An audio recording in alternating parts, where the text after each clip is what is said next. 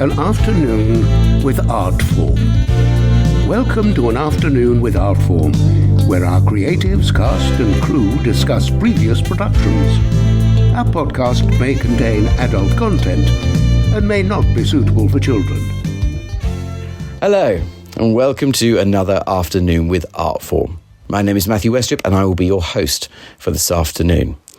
Have you missed us? We've certainly missed you, and we can't quite believe how fast 2025 has gone. But here we are. Nonetheless, we must finish our journey wandering through of Stephen Sondheim's wonderful musical Into the Woods that Artform put on for the third time at the Bob Hope Theatre in Eltham, South East London, this year, April 2025. And of course, we have not been resting on our laurels. We haven't been lying in a glade in the woods. We've been prepping ourselves ready for our next production of Come From Away, which is very exciting, which will be indeed next April 2026, at the Bob Hope Theatre in Eltham as well. Tickets are now on sale, so grab them as they are flying off the shelves for this beautiful, uplifting musical based on the true story of the people of Gander and the planes that had to be diverted there during the 9/11 attacks. Anyway, we digress. Part 4, we're going to meet a prince, we're going to meet a cow, and we're going to have a chat with the director, but I'm not going to tell you in which order they would come in, because that would be giving the game away. You'll just have to be clever clogs and work it out yourselves. So, for one more time, come with us as we go into Sondheim's musical masterpiece, Artform's production of Into the Woods. Hi everybody, Copyright, and I'm here now Artform. with one of the princes. If you're interested in looking at any of the photos from our productions to accompany this podcast, please visit our website at artform.org.uk or check out our social media channels. Princes, because obviously for those who haven't been listening to this or have just tuned in, if you've just tuned in, everybody, you need to go back and listen to episodes 1 and 2 to catch up. But if you don't know so far, I'm playing Cinderella's prince and Scott's playing Rapunzel's prince. Can you talk to us, Scott, about who they are, what they are, and why there's 2 of them? Yeah, so they're both pretty much a copy from the classic fairy tales of Rapunzel and Cinderella's prince, but they are kind of slightly, like Sondheim likes to do, is create his own stories.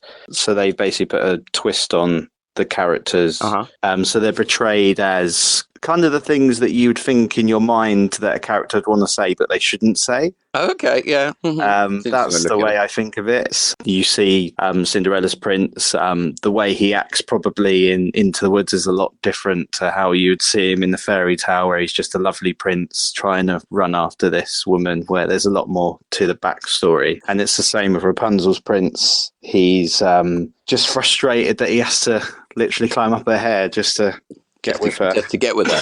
It's interesting. I hadn't thought of that. That's a really interesting way of looking at it. I mean, Cinderella's prince, as he says at the end, he says, "I was raised to be charming, not sincere."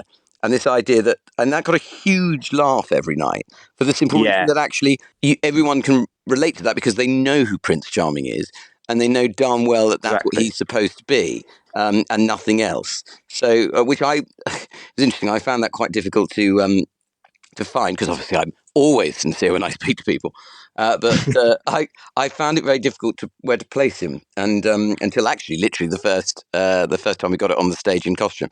But okay, so it's an interesting point. So, and did they just stick with Rapunzel and with Cinderella, or do they go off and plant their oats elsewhere? Or I think it's kind of they kind of touch on how they're privileged and they can kind of get what they want. So they both kind of decide in Act 2 that they've had enough of them, and they're going to go and get some more maidens. So.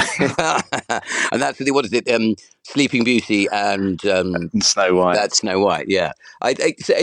You made a really interesting point to me about this, because with Agony, which is their song that they sing together in the first half, and then they come back and do Agony reprise, that it's the second Agony gets a huge payoff for the audience as laughter, doesn't it? Yeah. And why is that? Is it just because they know the tune, or because it goes even beyond silly that it was before? I think it's a bit of both. I watched, when I was at college, I watched the year below me do it. And when I watched the reprise, it was the best part because you don't see it coming.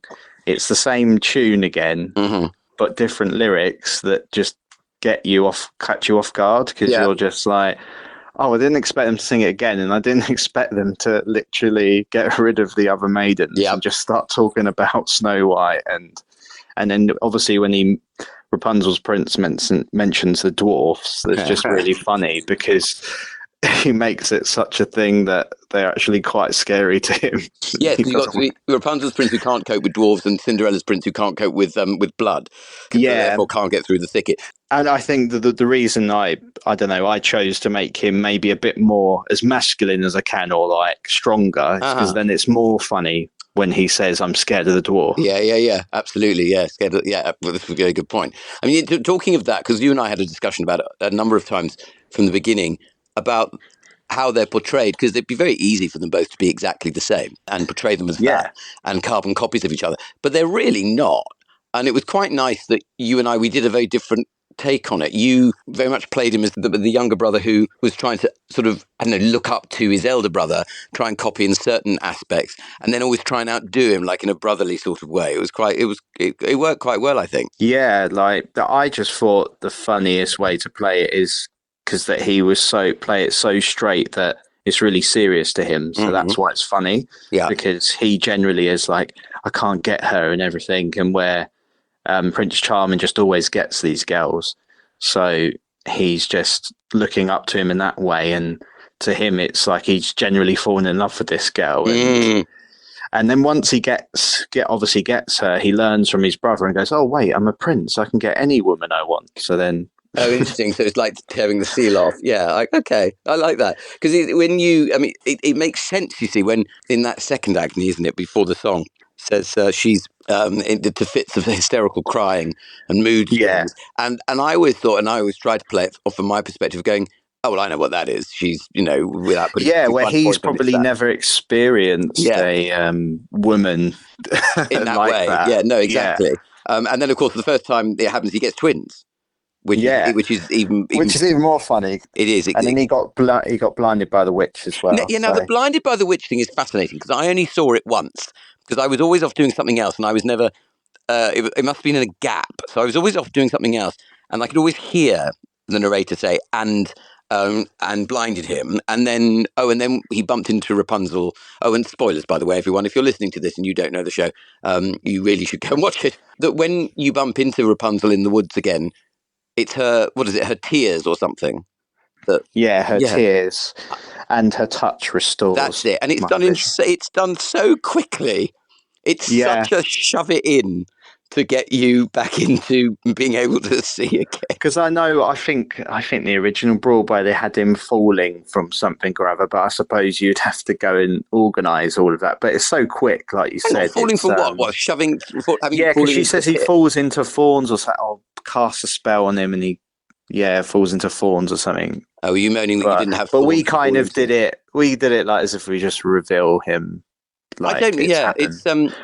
It's fascinating, because I think Lepine's book solves quite a lot of the issues with a lot of the characters, and I think with the princes it's quite an interesting one, and the fact that they don't have names, that they are they are just their wives or potential wives. That's it. I think that's quite amusing. I mean, even in the original advertising for the Disney film version of this, you had Chris Pine as Cinderella's prince, and then if you Google the guy playing Rapunzel's prince, it just says, and the other prince, or the other one. It doesn't even give him a name. And if you look at it, it's so funny. And I said in the marketing, I said, oh, can we do that with Scott and not put his name on there and just say it's the other prince? And I was, no, you can't do that. And I went, yeah, but you could, couldn't you? It'd be quite funny. And so they didn't in the end. Okay, so what made, because this is your third art form. What was it that made you want to come and have a look at this then? Obviously you said you'd seen Woods before in the year below you, but is it a particular show that you enjoy, or a story, or the music, or what was it that's so interesting about it? I think this show, because I do love Sondheim, and the music. Some of the music's really good in this, but it was obviously the song. It was so well known. Yeah.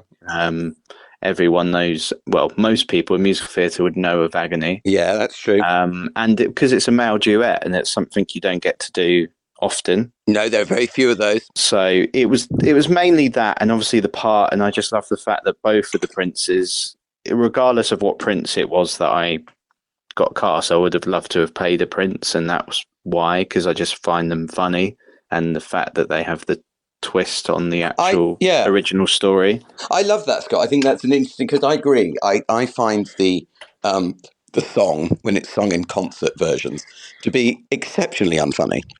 Because it's usually done in such a knowing way that people go, aren't we hilarious? I mean, even quite frankly, and I will be shot for this, even quite frankly, when they did it in town for the Old Friends concert, Damien Humbly was fantastic, but it comes out of bloody nowhere. And you're right, there are very few male duets. The only other decent one really for men in musical theatre is Lily's Eyes from Secret Garden. But it works beautifully in context, but it has to be done in a way that the princes work together, and there has to be a bit of knowing about it, almost pantomime-esque. And I mean, I'll be honest, without blowing our horns, I thought we sounded brilliant together singing it. I thought we both really clicked, and I was delighted to get to work with you, because you and I have not really done a huge amount on stage together at all. So it was really lovely to work with you in that capacity. And I think it worked in that way, but it could so easily not, I think. It's a tough one. Like I think you and Daniel discussed, there's a fine line between overhamming it and making it truthful, which makes it more funny. Yeah. And we said from the beginning, it's like they already have their privilege, which is funny as it is, because everything is like, well, I'm a prince, like. Yes. Yeah. And that's, like you said, I feel like some people miss the mark between what's actually realistic and what world they're living in, and just singing it because it's a nice song, because it does sound lovely with the orchestra. It's one of those that as soon as you hear the violins and other instruments play, you just like, it does give you like that feeling, doesn't it, of royalty. Yes, although the fact that Sondheim has this tendency of giving everybody a theme, and so he would give whenever Cinderella's prince came on, he'd have a fanfare. But it would be played when other people came on as well, like when the Cinderella's parents and stuff, or become the members of the royal family, it would play then, or even when the steward went on his own. And I'm halfway up the stairs and then literally have a panic attack, going, "Oh, I'd love to be on the stage." I think we both did. Yeah, go, "Oh God, it's not." I mean, no, it's not us. They're just playing for someone. So, it was good. It was. I thought, matey, I thought you did a sterling job, and I really do. I thought you, and it was a real treat working with you. And what's nice about you is that you're very trusting, and you're also very giving as an actor, and that you'll bounce off somebody, but also in the way that if I went slightly upstage a little bit one night, or slightly downstage, or dropped your mirror, or dropped my mirror, or whatever. Or for example, when you said, "Oh, I noticed you're ripping your shirt open here. Can I copy on and do a little bit as well?" I think that's great. That's what you need in that relationship. Otherwise, it wouldn't work. Yeah, because I feel like it's one you can do things kind of differently every night depending on the audience, because the audience will be different. What I like as a performer, particularly something like this, and you must have found this in pantomime, is when you can feel the audience on one side of the stage not really working, you can feel a joke not really landing, or a joke is really landed, and then you give it a little bit more of a breath. I love that element, because it makes it real. It's even waiting for, if they're clapping, to let it die down if you've got another joke coming and things like that. Exactly. Because if you don't, then you won't land the next joke if they don't hear it. It's timing, isn't it? And subconsciously, audiences know and appreciate if an actor knows how to do that. I find that there's a real skill to it. So amazing, matey. It was a real treat. I loved it. It was it's one of those ones I was saying to someone that I would quite happily have done 6 months with you, and toured it, and got, we would have had a nice time, had nice meals, gone for nice drink, whatever, and it would have been a pleasure. A couple of things just before finishing up. Favorite fairy tale, my friend. Have you got one? Yeah, I suppose I did actually like Cinderella's quite a good one. I like the way that he has to run after her and things like that, and that it strikes midnight. I think it's because there's like a timestamp on it, and it's all kind of for that moment. Okay.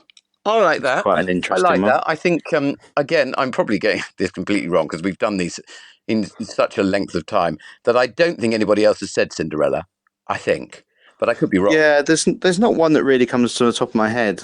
Kind of. You'll think of loads of them when you come off here. Yeah, I think of loads of them later on. I'll be like, oh, of course it was. Yeah, exactly. And because the show's about time and about, you could set it wherever. So the whole point of it, it's about fathers, sons and daughters and mothers and children and all of that. And it's about how time moves on. And so, which I think is this show's strength is it gets very dark in the second half because life gets very dark. But in terms of time, not as the prince, but as you, is there anything you'd go back in your life and repeat exactly the same just so you could have that experience again? There was a special moment. First year I graduated of uni, I got to perform at the Olympics. Oh, yeah. Mm. And I thought that was pretty magical. So it was at the end of the show when it finished. Coldplay performed, and then it just fireworks and waterfalls and everything. Okay. If I could take one moment, it's probably to go back to there, to where it finished, and everyone was just so happy. And there was people from around the world watching. Nice. There was something about that, wasn't it, in 2012? Yeah, and it was just really cool that I was doing that at that time. I love those ceremonies. You're much older than I thought you were then, because unless you finished university when you were about 3. So, okay, fair enough. And so it's like, wow, okay. And the other one was, is there anything you'd go back and that you would change in your life? Anything that if you had the opportunity that wouldn't affect anything else, like, killing off the dinosaurs or something? I don't know in particular a moment I'd go back. I don't know, because I don't think I would change anything, because I suppose that's the joy of it, is there's always something new around the corner. That's the way I look at it. Love it. You are in the same camp as John Hargreaves, who said exactly the same thing, although, or words to that effect. Scott, thank you, matey. It's been an absolute treat, and it's been really lovely to talk to you. And I hope, well, it won't be, I can guarantee you it won't be the last time that you do something for Artform, if you'll come back and do some stuff with us again. Thanks very much. All right, matey. Thanks, Scott. Bye. Bye. So, hi everyone, and I'm here with the lovely Emma Brack, who is playing Grandma, and also our Milky White, which is the cow in the show. Hello, Emma. Hello, darling. Hello, darling. So, Grandma first. Firstly, actually, what did you audition for? How did you get involved, and why were you in it? What happened? No, I absolutely auditioned. I originally auditioned for the role of Jack's mother. Okay. Yes, and was very kindly offered the opportunity to play the knife-wielding grandma, which was very exciting because a big breakout moment in the show is when Granny comes out of the wolf's stomach. So I was absolutely up for taking on that manic but marvellous cameo role. And it is a lovely cameo role, isn't it? I mean, there's some wonderful lines that Grandma has. Yes. Don't you want the skins and things like that, which or an agonising, hideous death, which I must say you did beautifully. And you sort of was there an inspiration in the accent you did, because it was slightly it wasn't American. So was there an inspiration in the accent that you used? Yes, I decided that she should be sort of more on the Cockney side and a bit more sort of rough and ready. I originally actually took inspiration from my own nan, because she's a real Londoner. Okay. Grew up in London. So I sort of dialed her up, as it were, and obviously made her more psychotic and more crazy.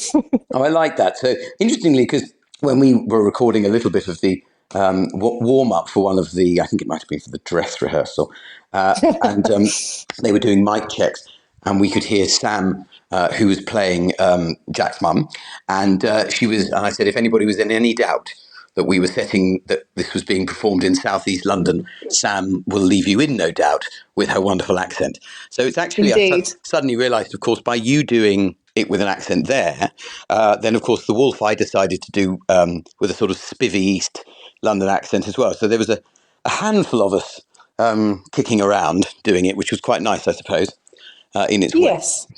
So good, lovely. And then you, how did Milky White come about then? What was the process with that? Well, so actually on the back of being offered Granny, it was actually our fabulous director, Daniel, who then approached me and said, would I consider putting my hand to puppeteering, which is something I've never done before.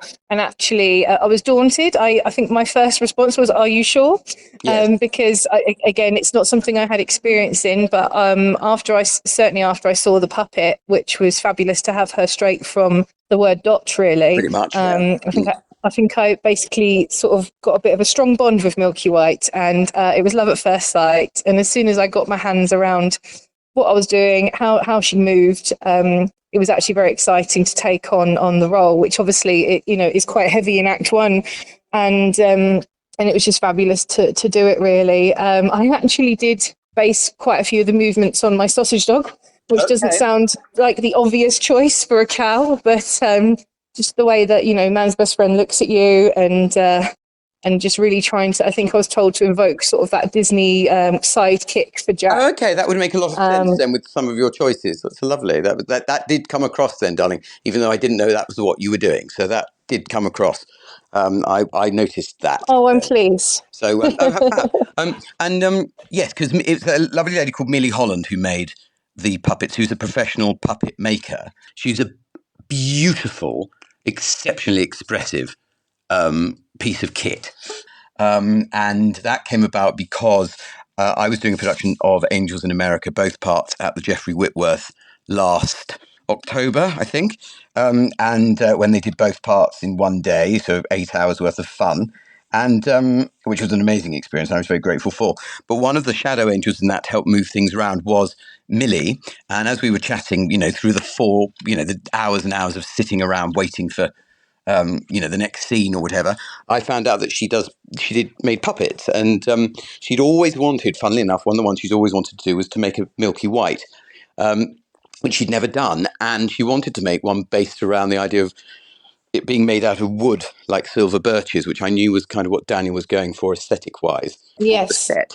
So she had carte blanche. We came to an arrangement that how it would work, in terms of her making it so that we could get access to it very early on, which you're right, Emma, having access to the puppets so early on is almost unheard of. We've sent some robes down to a company down in the southwest from Hunchback for them to use, and they only wanted them for a week. And I felt so bad for them that I sent it out about a week earlier, because I said, you've really got to practice with the St. Aphrodisias and the tearaway robe, otherwise you just will be in a real trouble if you don't get to use them lots.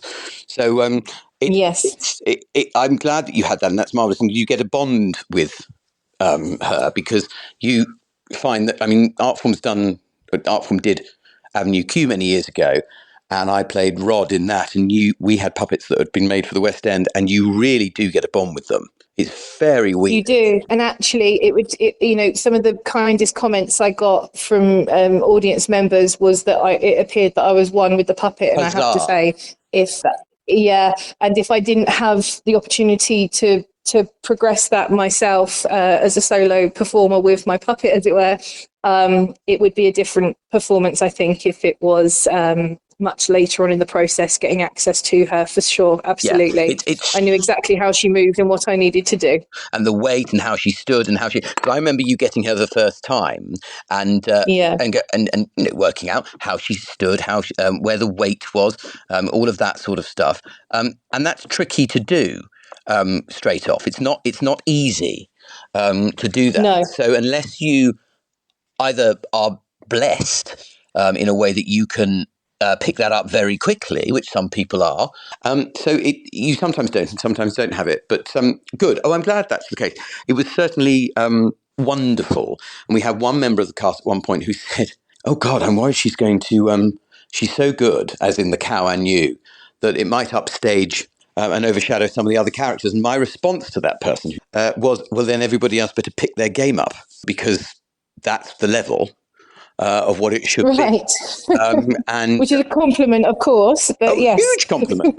And a huge compliment as well from people who love Sondheim. A lot of people who came to see it adore Sondheim, and particularly that show. And they have that in a very special place in their heart. So therefore, be so complimentary about the fact that your skill with using her was so one with the puppet. You really should take as a great praise. I had one. Thank you. You're welcome, darling. I had one lady mention to me that Woods was very special to her and her mum, so they're very precious of the characters, very, careful and protective of them. And she said to me, particularly of the wolf. And I went, oh, God, so you didn't like it then? She went, no, loved it. She had never seen it like that before. It was utterly brilliant. So I was like, oh, that's nice. So you kind of, it's those moments that you do it. Oh, good. So would you do puppeteering again? I know it was difficult on your wrists after a time because you had to hold her in a particular position all the way through. Yes, and I think it's just the repetition. So I think the only uncomfort I really felt was just with repetitive movement, particularly on my left side, just because I would naturally always be on downstage left. Which just meant I was supporting her bum more, I guess, which is the heavier part of puppet. But obviously, if it was something that would be a longer running show, I imagine that you'd have sort of physio and things like that on your wrists. But I could see how supports and things like that might be needed for a longer run. Good point. But, I had a lovely time. I had my ice backstage and just literally threw my wrists in every time it felt a bit sore, and just to help get me through the shows. But yeah, it was never too discomfort. It was just a little bit of a dull ache, I would say. It's interesting, isn't it? Because I know Bradley Cooper, when he played Elephant Man, or John Merrick, certainly he used to hang upside down, I think, in between the shows and had a physio continuously on hand. So, yes, a few more things, darling, before I let you go. What's your favourite fairy tale? From the Grimms? Anything, darling. You can have whatever you like. Someone said Wind in the Willows, which I thought was an interesting one. Oh, do you know, that's my favourite childhood book, actually. Mm-hmm. That's a very good shout. Probably Beauty and the Beast. Okay. Any particular reason? Probably because of growing up in the 90s, and it was absolutely one of the most beautiful films I recall. The other one is strictly The Little Mermaid, because I would definitely just want to be Ariel. I think it's that age thing, isn't it? It's that age thing. It's they were so iconic and so much part of our collective lives. Good, lovely. So, and nobody said those, which is good. So far, we haven't had any repeats, which is intriguing. And then two more things. Obviously, the show's about time and moving through time. And, the woods are not really woods at all. They're just there because they represent life. And concept of sometimes people leave you halfway through the woods and so forth. Is there something you'd go back in your life and do exactly the same, just so you could have that moment all over again? Ooh. There you go. That's very hard. And I might need to run away, but I will try and answer that question. Yep. Do you know what? It's going to be a theatrical one. And when I was about 15 years old, I had the opportunity to sing at the Royal Albert Hall. Okay. And I think it was such a busy day. I realised you said I shouldn't have to change it, but just the grandeur of being in that space and performing a solo. And the reason why it's such a poignant moment in my life is actually my nan, very famously in our family, sang as a girl guide in the Royal Albert Hall, and she also sang a solo. Oh, how lovely. At a similar age. So that's actually adorable. It would be, and it's just a connection I have to my nan. And she's the only sort of other person that would touch performance at all. I see. So it's quite a poignant moment for me, and would be a glorious memory to relive. I love that. And then before you rush back in, because I know you're doing, what are you doing, a press night? Press night, yes. Lovely. I've got to set my drinks up for our press. Lovely. So the last question, my darling, and then I will let you go. Is there anything in your life you'd change? Oh, a few things, I guess. Okay. Pick one. Pick one. Anything in my life I would change? Again, it's going to be a theatrical one, but when I was straight out of training, it would be trying to tell my younger self, if that's even an option, that to have faith in your ability and to ensure that I could perform better in auditions, perhaps, and just take hold of all of those opportunities. Sound advice. Thank you, my love. Well, I shall let you get back to the excitement that is press night. It is down at the Wimbledon Theatre, which is, of course, a beautiful Matcham Theatre in South West London. I'm right in saying it's a Matcham, aren't I? Based on a Matcham. It's not actually a Matcham. Is it? There you are. Yeah. There you go. Yeah. That book Richmond, our sister venue is, though. That book I was bought about London theatres was a complete waste of time.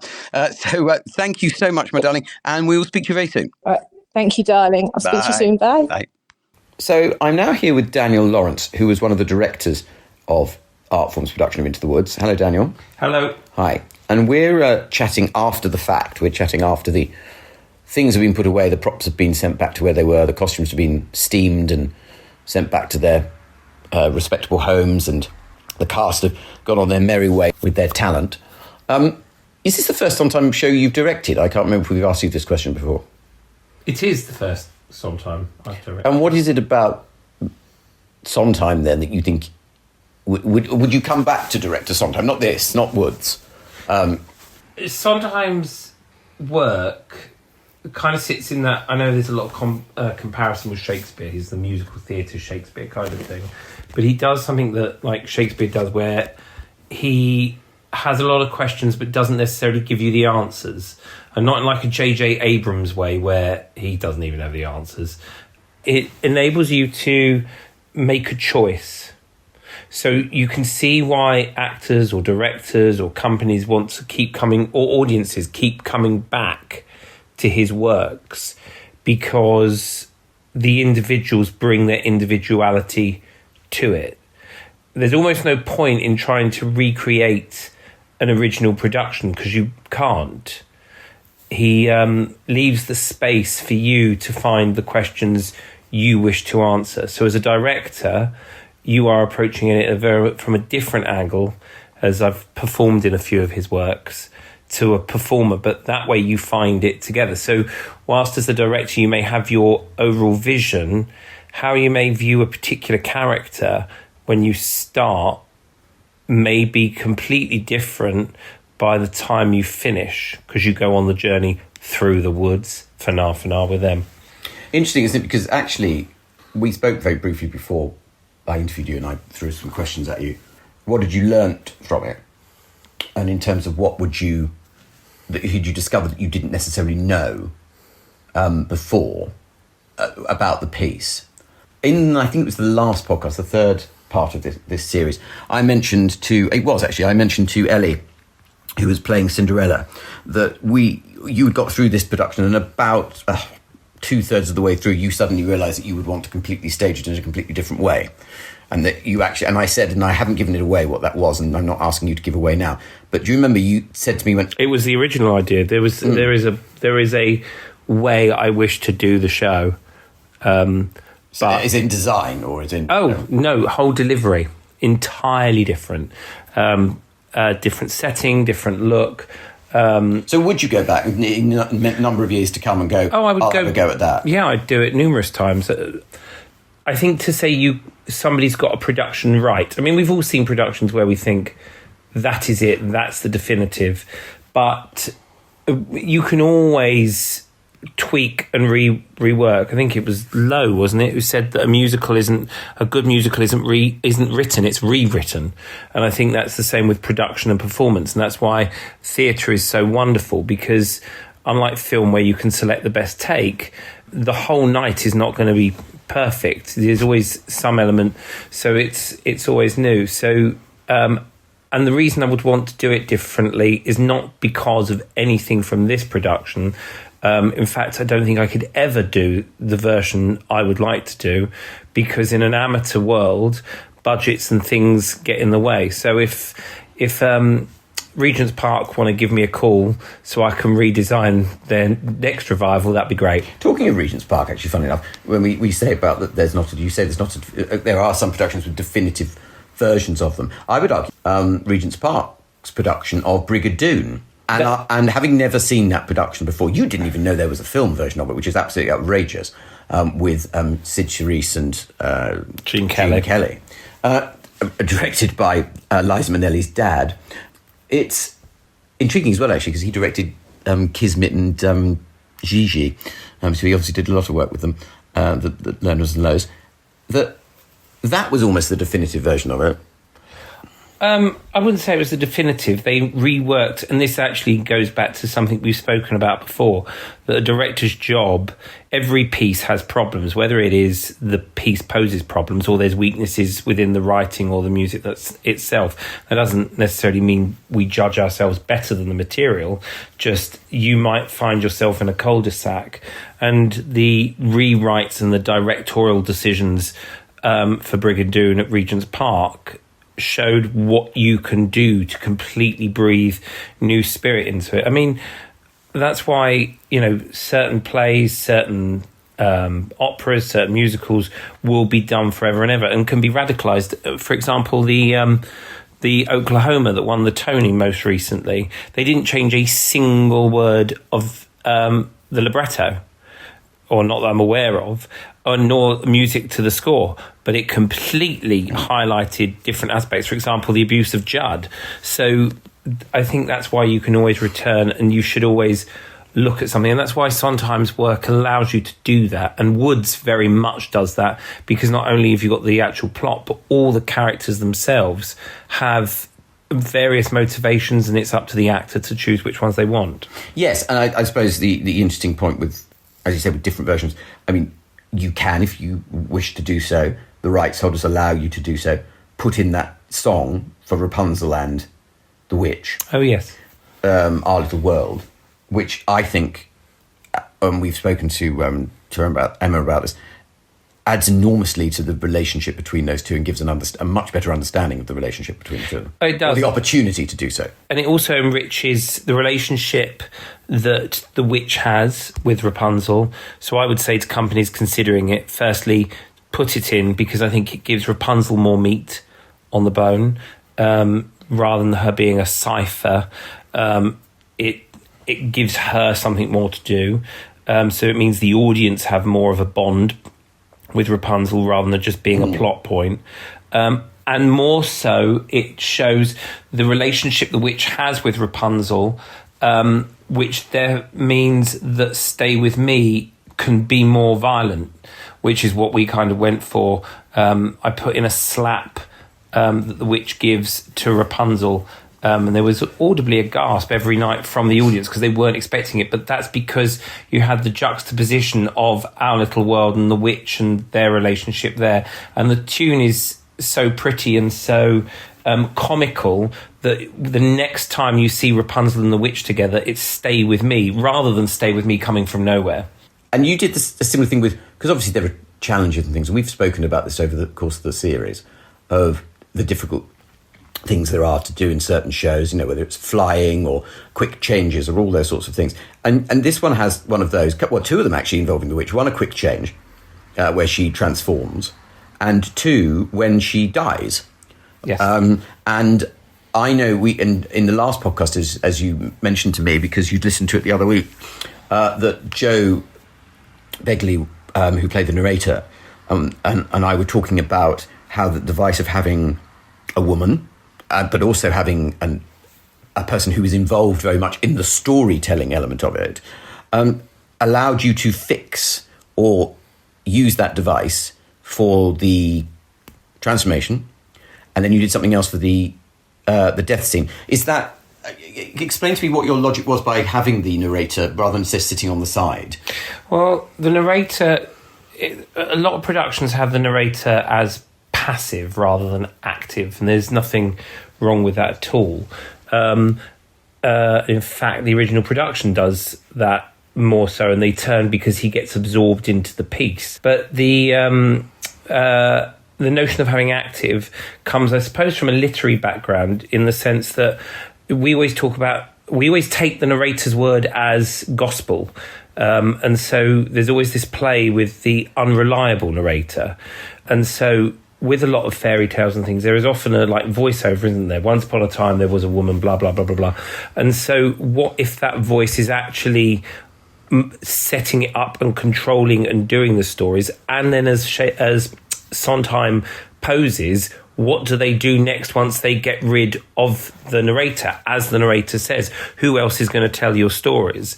And so that sense of relying on the narrator, but you can't, I think, to be able to make their severance from the narrator, they need to be far more involved, and so that you know that all bets are off, everything's off the table. You had her literally passing props and setting things up and getting things ready. So therefore, with them being more dynamic and active within the story, it means that when they're dead, the feeling of the characters being alone and having to do things for themselves becomes even more apparent. And again, with that, by that device, allowed you then to, you involved Joe, there's the narrator, with the quick change for the witch, because again, why would the narrator not do that? Because the narrator's telling the story. Well, the narrator is literally facilitating it and telling the story at that moment. It's Shakespeare, isn't it? Where when the character speaks to the audience, supposedly that is truth. Yes. What they say to the audience out front is their Shakespeare's thoughts. device. Then, it's Shakespeare's device. So therefore, but no, that concept of that not everything necessarily that I'd have to go back and look at it, that the narrator says to the audience is necessarily truth. It might not be. Well, I mean, Great Gatsby has been on in London, and Nick Carraway, when they were working that piece, they wanted to get rid of the narrator, and they did, and Gatsby originally opened the production. The video clips of Jeremy Jordan doing that are still around. But they realised it fell apart. You needed the narrator. But Gatsby with Nick Carraway is one of literature's most unreliable narrators. It's all his viewpoint on the characters. So in the same way, you could do that with Woods and almost have the characters wishing to break out from their own story shackles. And interestingly as well, of course, the argument that because of that and the unreliable narrator and moving away from that device, it allows you, as you said, to put a stamp on it. It allows... it makes sense that it does, because you read Grimm's fairy tales and they are so narrative driven in terms of that someone's reading them and also telling the story. It also helps the fact it saves budget, because when you don't have all the magic and transformation effects, you can do it more. I was on the side of the stage, literally on the side of the stage when that happened, next to where upstage. Where it happened, and it was effective. It was very effective. Well, it was. I wish I could say it was some clever move, but it was more I watched a few magician tricks, and it was basically using the narrator as the magician's assistant of distraction, so you didn't notice, or your attention was elsewhere during the moment. Spoiler alert: if you don't know, the baker's father turns up and then dies. That moment distracts the audience for you to then get your mechanicals in order for the witch's transformation. And then the witch's death, which again, if anybody's watched the film with Meryl Streep, of course you have the wonders of technology that allow her to go into the ground. Can't do that at the Bob Hope. Nope.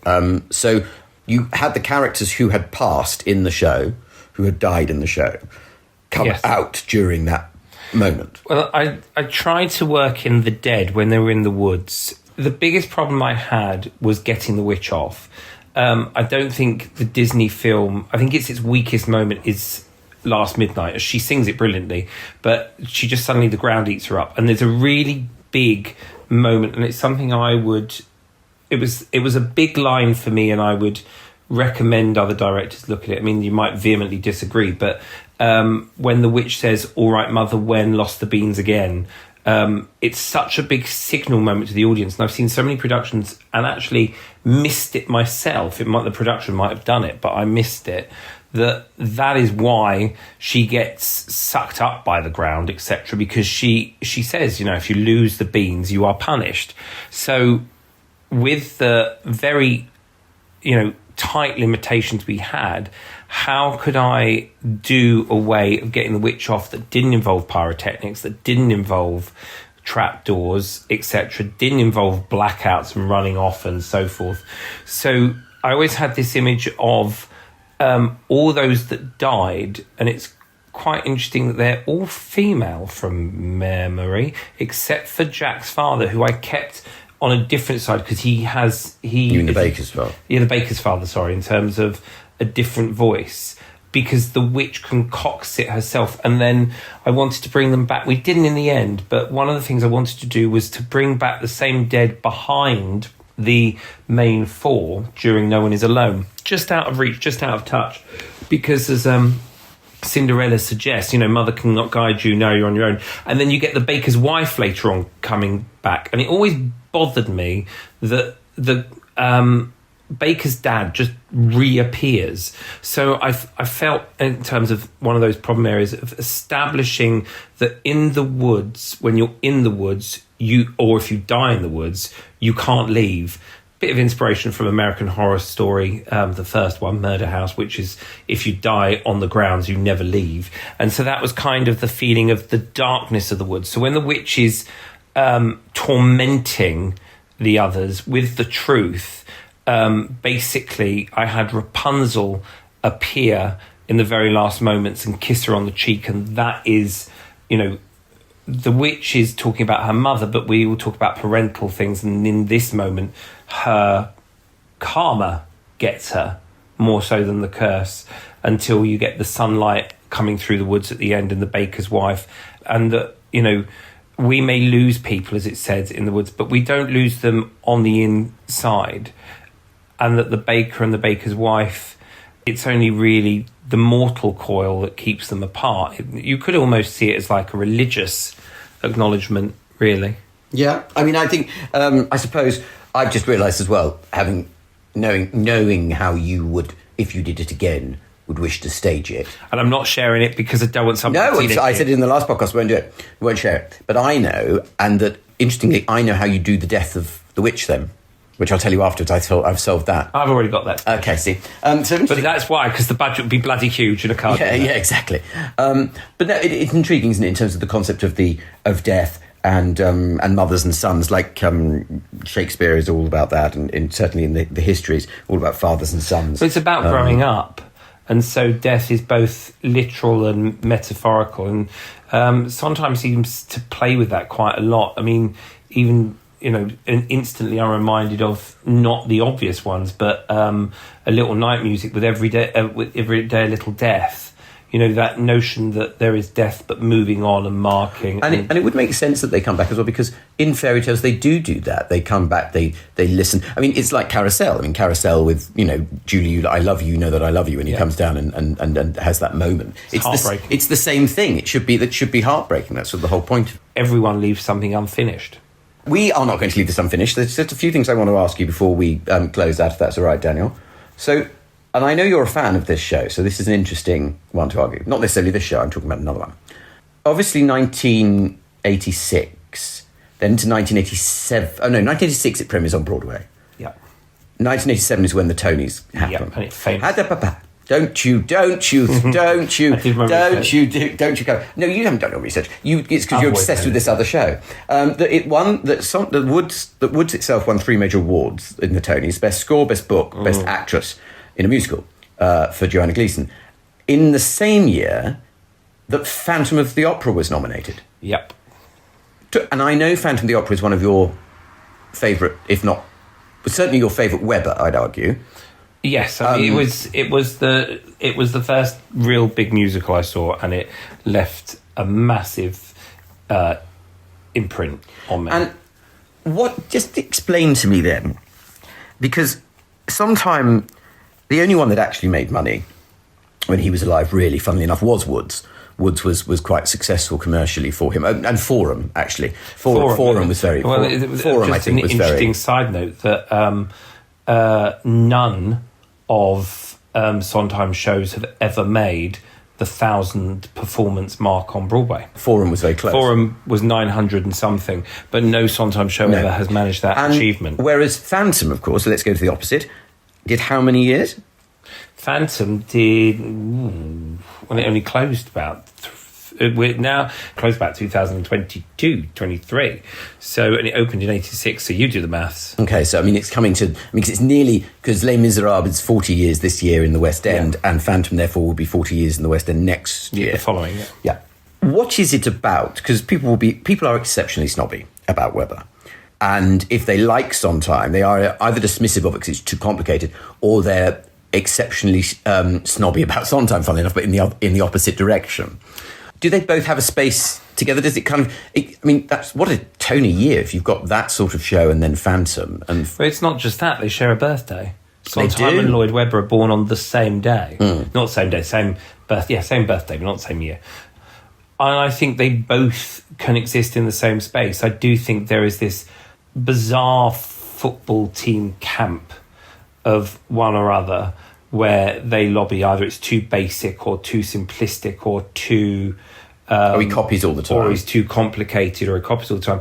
But just in the same way that, you know, people go, oh, I can tell a Lloyd Webber score. You can tell a Sondheim score. And he copies as well. Yeah. They all do. Not everything that Sondheim's done has been great, just in the same way that not everything Shakespeare's done is great. You can tell when he's had a drink and gone, that'll do, Burbage, that'll do. Fifth act of Twelfth Night. But Lloyd Webber seems to get a rap, and it is the old adage of because it's populist. And I think you can even see that within the Sondheim camp, that sometimes the more popular Sondheims are the ones that the real aficionados dismiss sometimes more. And Wood sometimes can get into that clump, funnily enough. But ironically, Wood's is almost perfect. We're talking about perfection and finishing things musically, because I would argue you don't know what you can cut.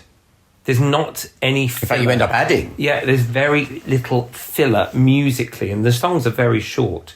So to go back to the original question with Lloyd Webber, yeah, there's parts that aren't great, but he operates in a very different vein, and that isn't a bad thing. And as being shown with the current revivals, I think a testament to somebody's work is if it can survive being put through a mangler.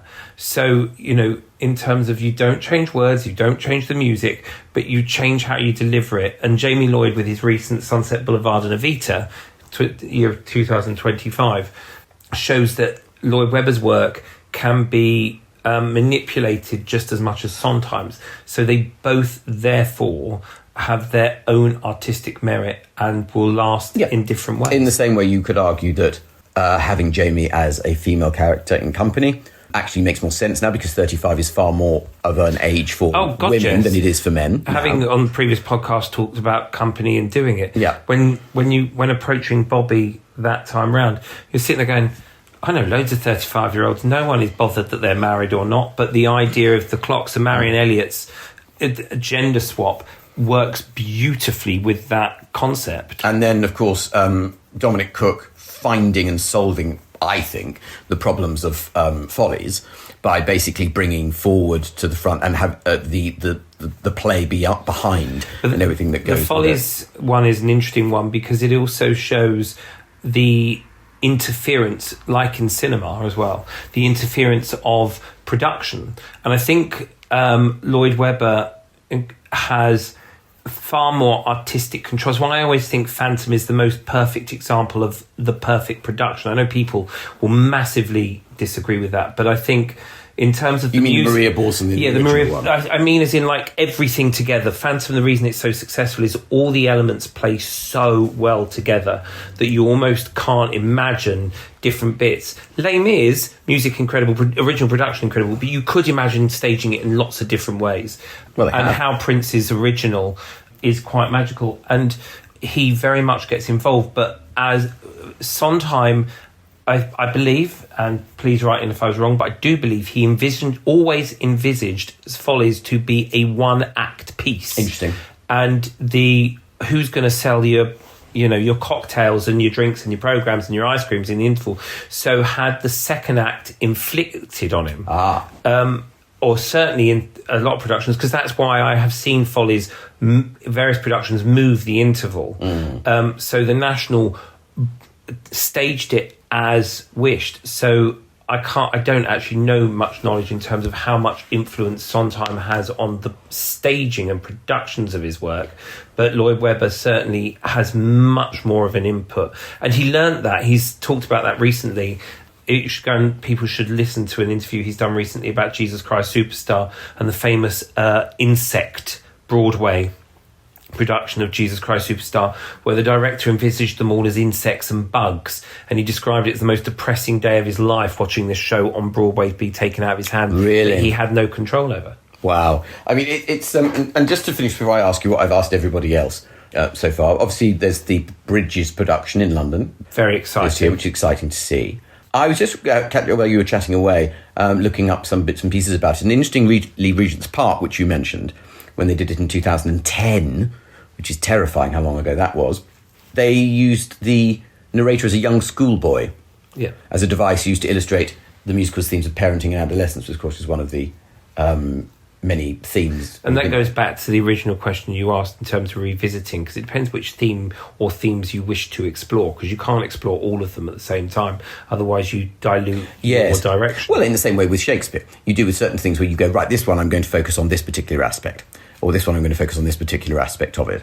What story do you wish to tell? Yes, exactly. You become the narrator, because it depends on which story it is you wish to tell, and in that moment for which characters. Correct. And just because you think I get this lady into absolutely everything I do, which is hysterical. I was just looking up who was playing what and when and why in these various productions.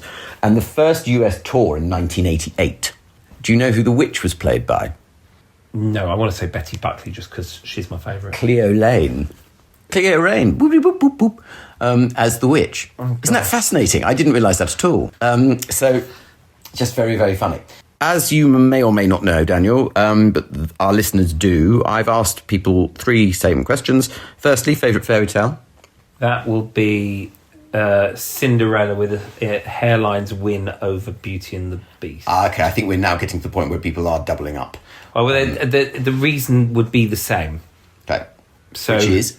Well, Cinderella wins by a hair's breadth because it's the one that I remember most as a child. Beauty and the Beast is such a beautiful story, but the reason Cinderella wins out as my favourite fairy tale is because it is nothing to do but with kindness, and that the Perrault, in terms of there's so many various iterations. So obviously the original Cinderella, where they cut bits off, maybe not so much, and hence leaning into the Beauty and the Beast.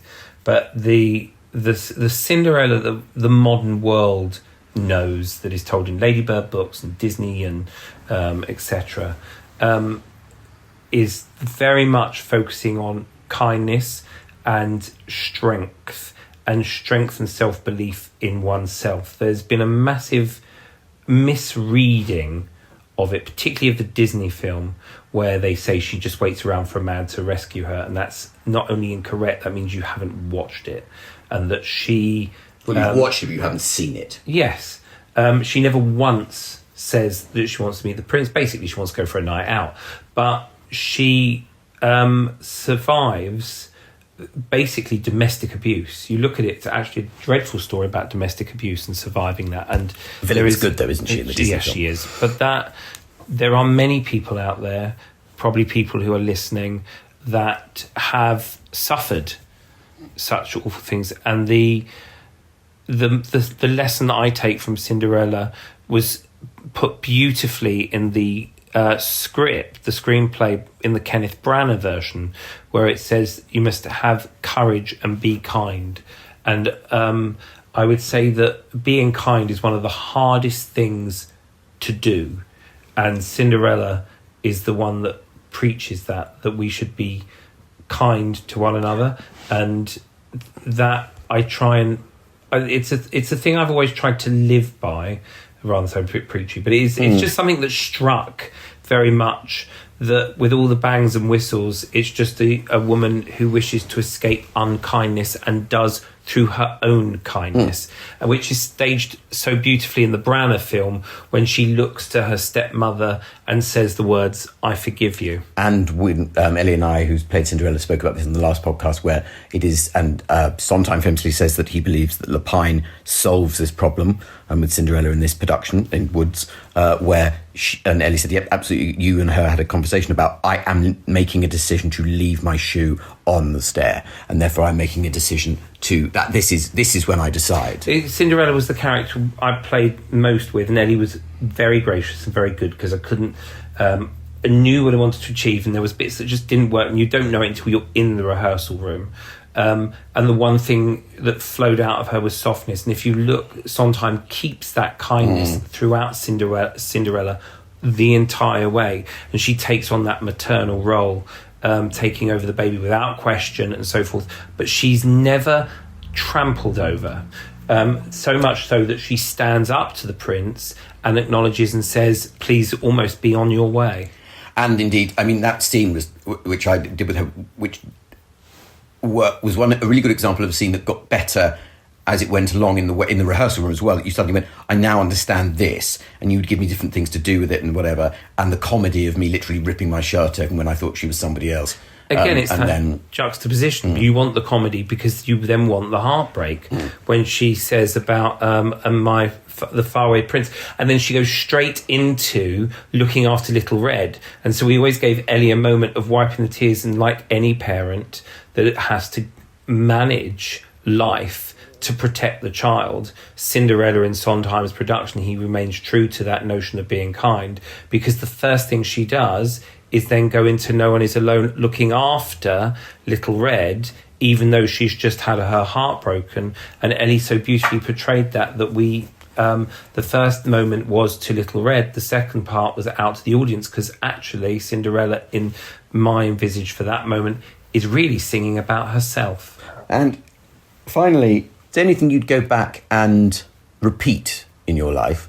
Well, I'll ask this of everybody, not about the show. Is there anything you'd go back and do exactly the same? Wouldn't change anything. The world, Hitler wouldn't still be alive. Wouldn't do any of that. But is there anything you would do that you'd go back just to do it again once more? Yes, but this is going to be really saccharine. Okay. And it's honest, and it's not saying it because it's on podcasts and things. It would be the night I met you. Oh, that's very sweet. I wouldn't change... Well, so it was all downhill from there. Yes, very much so. I wouldn't change a thing. I mean, I got rated by a drag queen at 8.5 out of 10, and at that stage, I would definitely take that. You did, and the place we met is now closed down. So, yes, there we go. but in all honesty, it would be that. Oh, that's very kind. And then in which case... I've been blinking SOS the entire time. You could pull the rug from out from under me immediately with your last answer, which is there anything you would go back in your life and you would change? Not that you regret, but that you would change. A lot, but the difficulty is time, which Sondheim explores in other pieces. There's not things I would change, it would be me. Interesting. I would change. I wish I had been braver, I wish I had been bolder, and I wish, to end with, I wish that I could say to my younger self, it's not going to all end in disaster. I mean, you'd have to shout quite loudly because your younger self's quite a long way away. But that would be, but yes, I think that's a fair point. I'm still wishing for I'm still wishing for it now. Exactly. And I suppose, again, not to be too saccharine on it, thank you for that, Daniel. I suppose, interestingly enough, it's it makes perfect sense that your favourite fairy tale is Cinderella and about embodying kindness, because I would argue to a man and woman and anything else that you are the kindest human being I certainly know, and I think a lot of people who know you would agree. That's very kind. So all of that watching of Disney cartoons when you were a little one on pirate video copies in the market was all yes, they were all off the back of a lorry round the back of the pub. And one day I will be Aladdin, even if I'm the oldest Aladdin you've ever seen. Yes. So thank you, Daniel. Absolute pleasure, and I'll speak to you soon. Well, there we are. So we've come to the edge of the woods, and before we go, a couple of interesting things, I think. It's interesting to note that the phrase fairy tale, for example, or fairy tale ending, which apparently has its roots in Charles Dickens in the 1850s, would mean many different things to many different people. And for most of us, we'd think of it as romantic or ending with the phrase long uttered in pantomimes for centuries, and they all lived happily ever after. Indeed, Walt Disney drums that into our heads in pretty much every film he did. Well, Sondheim shows us something slightly different, which is that it's rarely that we get the ending that we wish for, or indeed the ending we deserve, but we do all get an ending. And that's because real life, as you've heard from these 4 episodes in our series, is complicated. It can be dark, lonely, and sometimes impossible to navigate. And Sondheim shows us that. No magic beans, no fairy godmothers, or talking woodland creatures can help us necessarily to get through that. But as Sondheim also shows us, it's not just stumbling through the woods lost and terrified. There are shafts of light, for example, in kindness, that show us that even if we feel there is no hope, that we are not alone. So surely that's what a fairy tale ending is. That actually, in the depths of the despair and loneliness that life can sometimes bring, we're all there for everybody. And with the help of a little girl in a red cape or a boy and his cow, or just the kindness of a pleasant word from a friend, we're actually all okay and not alone. So that brings us to the end of the podcasts for Artform's production of Stephen Sondheim's Into the Woods at 2025. Of course, you can come back and see more of Artform next year. Not another Sondheim this time round, though, but Come From Away, which will be at the Bob Hope Theatre in April next year. A fantastic show, again, about kindness, but from real life rather than from a thicket. So you'll also recall that through this episode and the others, that I went through and asked everybody what their favourite fairy tale was. So I suppose it's only fair, as I played the wolf and Cinderella's prince, that I have a little go at that as well. And it could be argued that it's not really a fairy tale, but then to be fair, who cares? So unlike Sondheim's Into the Woods and any good fairy tale, it has been adapted in many ways. So the first is from the Disney and the second is from the original. So when Christopher Robin finally has to leave the 100-acre wood and his childhood fairy tales behind, the bear of very little brain asks him, who would I call on those days when I'm just not strong enough or brave enough? Who would I ask for when I don't know which way to turn? And the boy says to him, if there's ever tomorrow when we're not together, there's something you must remember.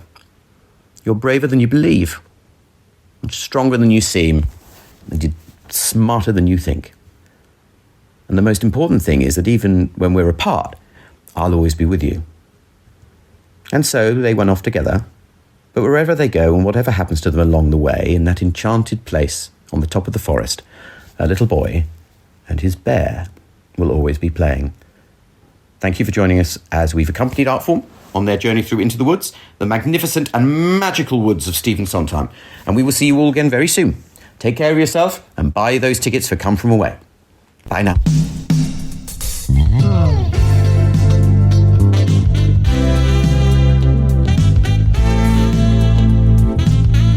Copyright Artform. If you're interested in looking at any of the photos from our productions to accompany this podcast, please visit our website at artform.org.uk or check out our social media channels.